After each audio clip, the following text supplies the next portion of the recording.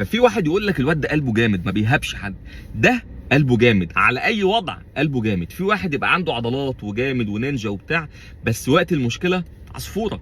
ليه؟ لان المشكله بتبين هرموناته، بتخليه ياخد في هرمون اسمه هرمون الادرينالين. الهرمون ده الناس اللي في السجون بنسبه 99% مسجونه بسبب الهرمون ده.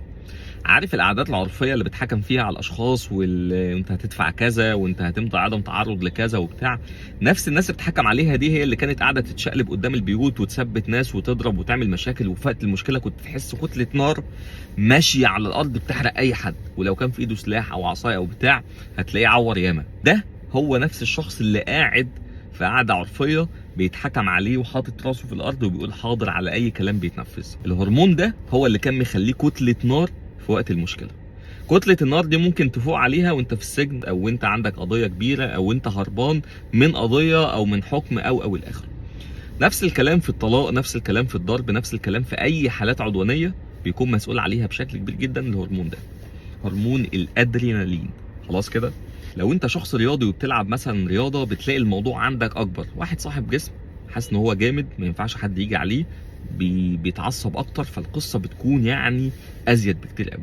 ولو انت لاعب فنون قتاليه وبتعرف ترمي ضربات وعارف انت نقط الضعف بتاعه الجسم فبتضرب فيها بشكل سهل، فبتبقى عندك ثقه في النفس ازيد بكتير، فبتروح للموضوع بشكل كبير قوي.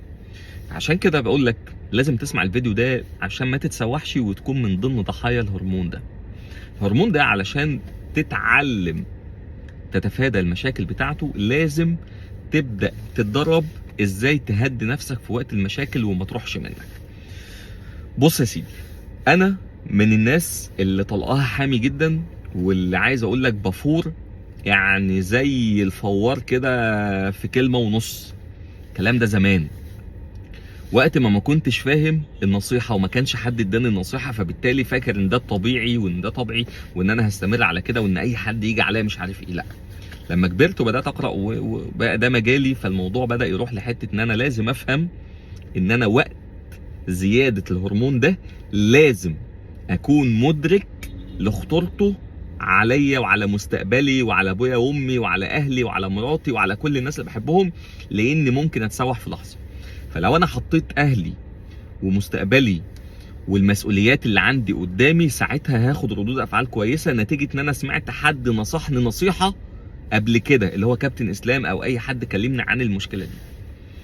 انا راجل مثلا في جيم، لما بيجي لي كابتن اشتغل بقول له بنبه عليه تنبيه مهم جدا. اقول له لما يحصل مشكله في الجيم ما ينفعش انك انت تكون طرف في المشكله او انك تكون اللي عامل المشكله. انا عارف انك جامد وعندك عضلات وكابتن واقف في الصاله فبتاخد اكستنشن ازيد، فبتحس انك انت ما ينفعش حد يكلمك باسلوب مش حلو، فاي حد هيكلمك هتضربه. فده غلط. لو ضربته ايه اللي هيحصل؟ هيتقل منك. يعني ايه يتقل منك مع انك ضربت؟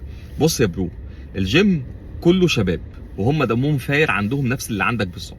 فلو انت جيت حد كلمك باسلوب مش حلو وانت خدتها على صدرك ورحت مثلا شتمته، هو هيشتمك. لو رفعت ايدك هو يرفع ايده، لو قلت له يا ابن كذا هو يقول لك ابن كذا. انت لما تقول له يا ابن كذا ده ممكن ما يفرقش معاه لان هو مش الكابتن بتاع الصاله، لكن انت هيفرق معاك ان حد يغلط فيك وتبقى بالظبط زي السهم اللي خرج من القوس، مفيش راجعه للكلام ده. شتمت بامك، الشتم، اتهزقت، اتبهدلت، حتى وان كنت ضربت فانت تقل منك في المكان. فعشان كده انك انت تبدا تتعامل في المشكله من البدايه صح، ده هيديك يعني وضع افضل بكتير جدا، وهيخلي الناس تاخد عندك انطباع كويس قوي. يعني لو حصل مشكله، انا لما اوقف المشكله عند ان هو مثلا اتكلم معايا باسلوب مش حلو واجيبه على جنب اتكلم معاه وانبهه واقول له ده ما ينفعش تاني وانا بالنسبه لك كذا، او انت مثلا دورك تعمل كذا، ده افضل من اني احطه في خانه ان انا اشتمه او ابهدله او ازقه او اضربه قدام حد، فبالتالي هو ياخد رد فعل بناء على محيط الموقف اللي حواليه. انا حصل لي موقف ودي من الحاجات القريبه قوي اللي حصلت، فده هحكيهولك من دافع ان هو نفس الموقف اللي انا عشته. يعني عندي كابتن بدون ذكر اسم، هو راجل كان مدرب فاضل محترم، ما عنديش اي مشكله معاه. عنده هو مشكله مع الهيد كوتش، حاسس ان الهيد كوتش اقل منه في المعلومات والخبره، فهو طول الوقت ايه شايله على دماغه زاع يعني. المهم خلاص جه وقت ان هو هيمشي من المكان، فبيصفي مع الريسبشن. فالمهم الريسبشن بيقول له انت تاخيراتك كذا وكذا وكذا وكذا، والرولز دي هو عارفها. المهم حصل بينهم ان هو قل ادبه، الكابتن ده قل ادبه على الريسبشن وعلى الهيد كوتش، وما احترمش خالص ان انا مثلا صاحب المكان او اي حاجه، وراح ماشي. كبر الفيلم في دماغه والقصه زادت اكتر. طبعا انا واحد بتعامل بالاصول جدا، وفي نفس الوقت ما ينفعش اتعدى حدودي مع حد هو اصلا مش فاهم في الاصول، فاهمني؟ الا اذا هو كان زايد قوي، وانا هقول لك الموقف دار ازاي يعني. المهم خلاص، انا الكاميرات موجوده وانا هعمل في الشخص ده محضر وبتاع، تمام. هو عندي على البتاع، فانا بشوف الستوري كل يوم مش عارف ايه وغلط وشتايم وانا مش عارف ايه اللي هو بيكبر. عاش فيلم محدش عايشه غيره، كبر الفيلم جواه، عملوا دراما واكشن وبتاع، وان انا يعني ايه جامد على اي حد، وان انا مش شايف اي حد، وان مش عارف ايه وبتاع وخلاص. انا كاسلام عارف جدا، لانك انت بتعاملني على موقفي في الوقت الحالي. ما تعرفش انا كنت قبل ايه كده، بس انت بتعاملني على احترامي دلوقتي، على ذوقي دلوقتي، على ان انا مش مفتعل للمشاكل، فشخص يعني بتجنب حاجات كتير. لكن ده مش معناه ان انا مش بتاع مشاكل، او ان انا ما اعرفش اتصرف فيها، بس هتصرف بده لان ده كله عدى عليا قبل كده. فخلاص انت جامد وانت نينجا. اللي انا عارفه غير اللي انت تعرفه. اللي انت تعرفه انك انت جامد بره المشكله، لكن هرموناتك بتقول انك جوه المشكله. ممكن بطنك تكركب، ضربات قلبك تزيد لدرجه انك انت تخاف جدا، تاخد ردود افعال، تتجمد في المشكله وتبقى مش قادر تاخد حتى رد فعل واحد تجاه ان انت خايف. فالجامد اللي بره المشكله غير الجامد اللي بيقع في المشكله. اللي بيقع في المشكله دايما بيلاقي عنده كميه خوف، لو هو ده معشوش قبل كده، حاجه جديده عليه، لان هرموناته بدات تطلع فعلا وتقول له انت مين. ففي واحد يقول لك الواد ده قلبه جامد ما بيهابش حد، ده قلبه جامد على اي وضع، قلبه جامد. في واحد يبقى عنده عضلات وجامد ونينجا وبتاع، بس وقت المشكله عصفوره. ليه؟ لان المشكله بتبين هرموناته، بتخليه يشوف اداره الموقف عامل ازاي، هيعرف يتصرف ازاي، خوفه مسيطر عليه. فهنا غير هنا. انا عارف ده كويس قوي، لكن انت ممكن ما تكونش عارف، ودي قصتك انت. المهم، لا انا بالنسبه لي الوضع مش احسن حاجه، وانا مش كده خالص يعني. انت ايه؟ جامد، عايش دور النينجا. اجمد حاجه انت كده من وجهه نظرك، انك لو قابلت مثلا الهيد كوتش او كابتن اسلام او حد كلمك، انت هتيجي انت واحد بتاع MMA وكده. حلو الكلام، زي الفل. كنت واخد عربيتي الجميله وقمت رايح له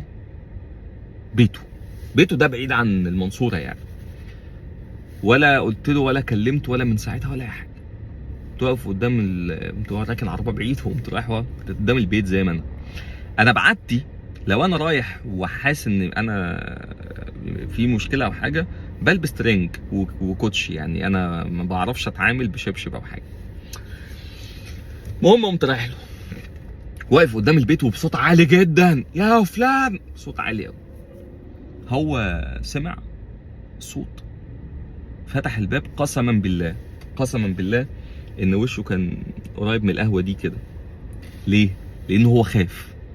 انت كسرت كل القواعد اللي في دماغه، اللي هو بتقول انك ممكن، لا سيما انت مستنيني، انت هتقابلني، انت هتكلمني فهتلقح. لا، ده انا جيت لك في بيتك. ولو انت بتفهم في الاصول ما كانش ده طلع منك من الاساس. يعني الموضوع مش مربوط باحترام مقابلتك ليا، الموضوع مربوط باحترام ردود افعالك اللي انت بتقولها وقلتها، وزمايلك اللي غلطت فيهم. فانا كنت لازم اجيب حق زمايلك لانهم مش شغالين عندنا. فتمام، قلت له انا جيت لك لان انا بعرف في الاصول، بعرف اجيب حقي كويس قوي، ولو في حاجه عايز اعملها هعملها برضه، وانت لو في حاجه عايز تعملها لا كوتش وبتاع ومجيتك دي كبيره عندي وبتاع. قلت له لا، ولا كبيره ولا صغيره، انا ليا عندك 1 2 3. هات 1 2 3 وبعد كده نتكلم. دخل جاب اليونيفورم والحاجات الخاصه بيه، وبرضه كان معترض ان هو يسلمها، وجا. قلت له كوبايه شاي لو سمحت. كوبايه الشاي جت، شربت 100 فل.